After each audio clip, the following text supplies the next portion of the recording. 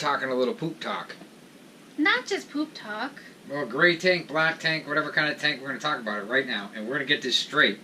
Because when we first started, we had absolutely no idea and could not find any videos on it. And we know that there are a lot of new RVers coming to the community. And you may have some camping experience and you may not. So we want to explain these things as we know them. Black tank. Let's start off with the big one, the black tank. No. What is the black tank? No. There's 3 different tanks. Okay. The black tank. Yep.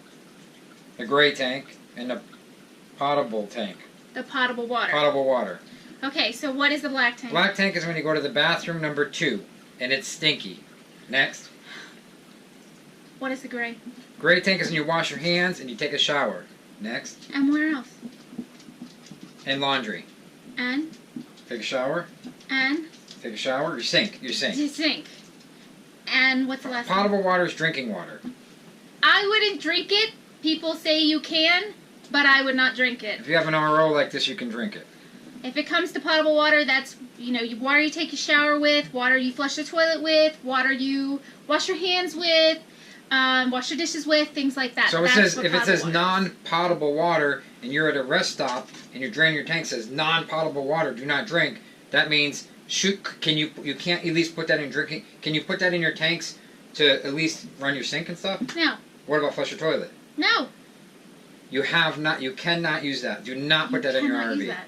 Okay, perfect. So if you go to a dump station and you see where it says a hose that says for potable water, that's what you want to use. But if most of them when you go to it says non-potable. Yeah. That means no. Which means you can use that to clean out your black tank, but you cannot use that to fill your potable water. Exactly. Okay. Is that recycled water or something? It's recycled something we don't know, but just don't use it. Don't use it. For your potable water, you have to get the water in there somehow, so what type of a hose do you use? Do you use a garden hose? Can't use a garden hose. Why? Because you get what is it? It's rubbery. It tastes like rubber. I know. I've used it before, but you're not supposed to use it. It'll make it taste bad. It's not good for you. You can get that mixed up with your black tank cleaner hose. Not cool. So, yeah, just use a hose that says RV water hose. Well, they're white hoses. Well, they're white or blue. You can get the blue ones too. They do? Well, we have a blue one. We do? Yes, we do. All right, so white or blue, and they should say for drinking water. Yeah, drinking water, potable water. Now you want to use them when you're filling up from either the city or you're filling up from a different source. Right.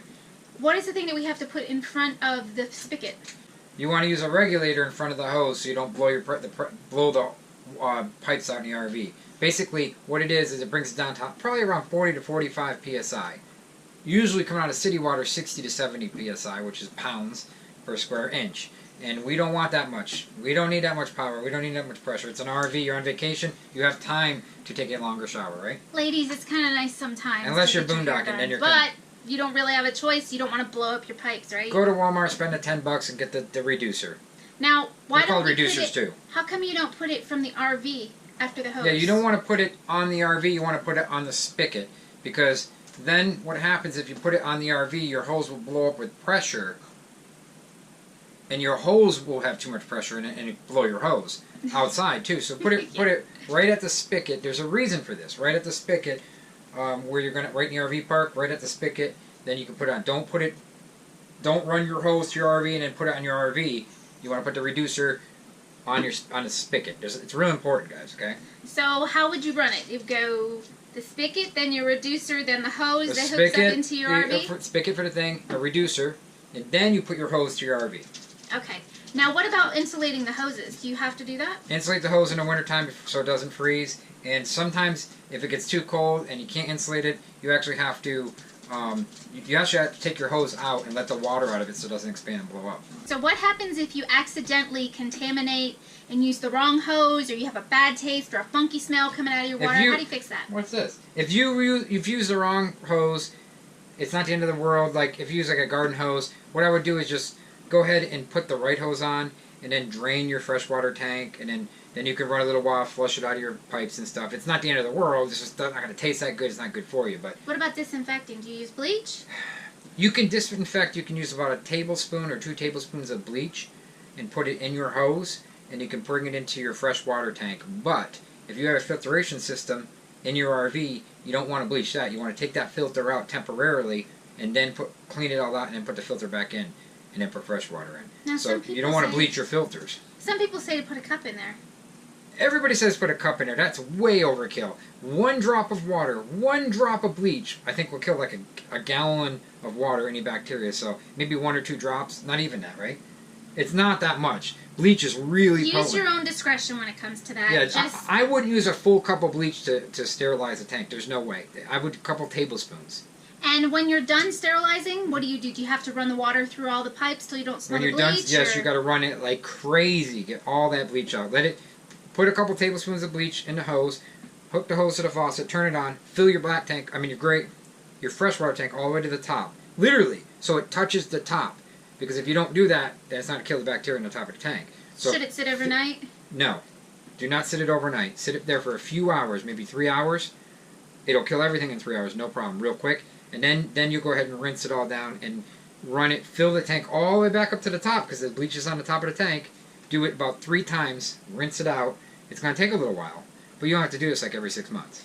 Or when you come back in from a trip or something, if you're not a full-timer... If you're not a full-timer, I wouldn't recommend doing it every time you come back. I mean, you're talking an hour or But 2. you should empty your potable water when you come in. You need to empty your potable water when you come in. Empty your freshwater tank. Get rid of the water when you come in from a trip. I mean, otherwise, it's going to have stinky, stagnant, nasty water. Even a week sitting in there is not really too cool. We use ours. We keep ours about quarter tank, but we're constantly running a pump here and there, and we're constantly rinsing it and filling it. So we're just use your head. I mean, if you're going to drink this water, you don't want it sitting around in a plastic tank. It's just the way it is. Okay, and also, let's move on to the gray tank. Okay, gray tank.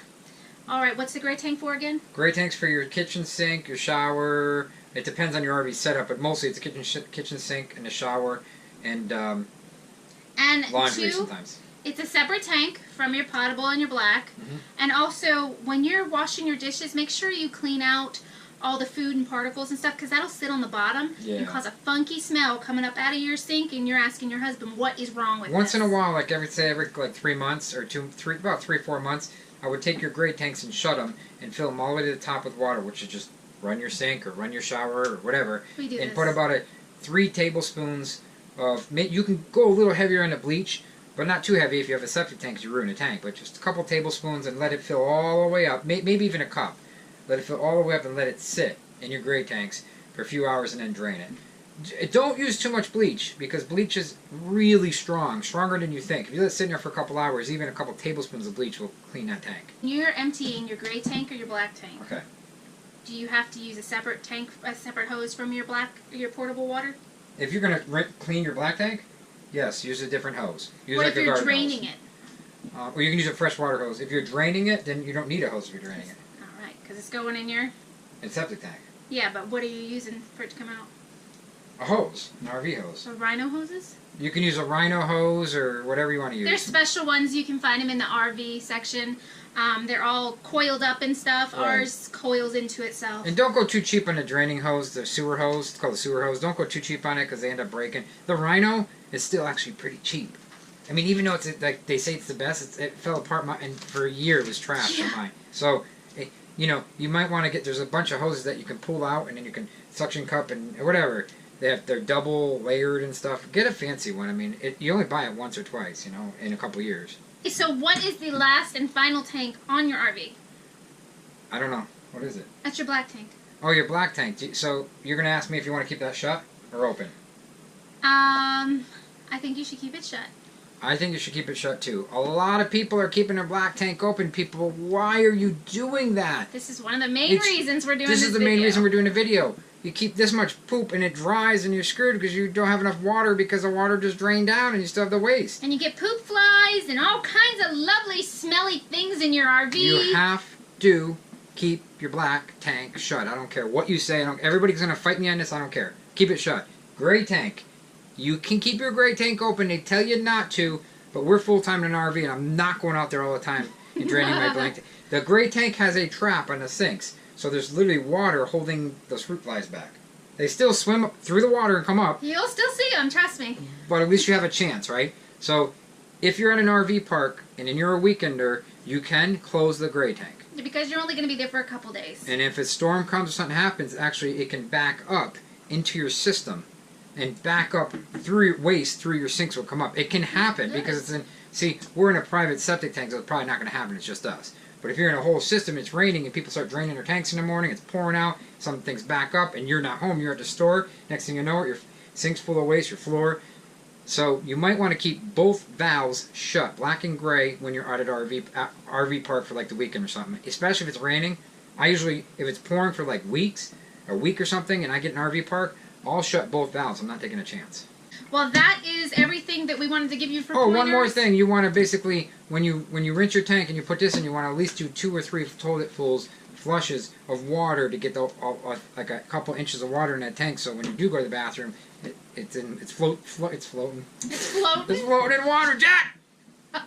Have a good one. Love you. See you. Like and share it if this helped you. Like and share this video and subscribe. And right? if you don't like the information, I'm sorry if we said something wrong, but it is just the way it is, and this is our experience. So Tough blinkies. Like us and share us. You know you'll find us funny.